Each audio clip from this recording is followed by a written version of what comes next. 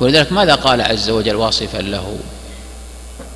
ونزلنا من السماء ماء مباركا، مبارك، فأنبتنا به جنات وحب الحصيد. ولذلك هو رحمة. إذا نزل المطر كما في صحيح مسلم كان يقول صلى الله عليه وآله وسلم رحمة، يعني هذا رحمة، فهو مبارك وأيضا طهور. وأنزلنا من السماء ماء طهورا، وبه يطهر عز وجل، به يطهر الناس من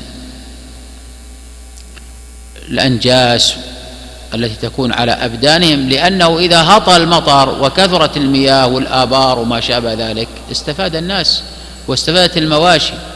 ولذلك قد ينزل الله عز وجل المطر في بعض المعارك رحمة بالمجاهدين في سبيل الله الذين يجاهدون لإعلاء كلمة الله.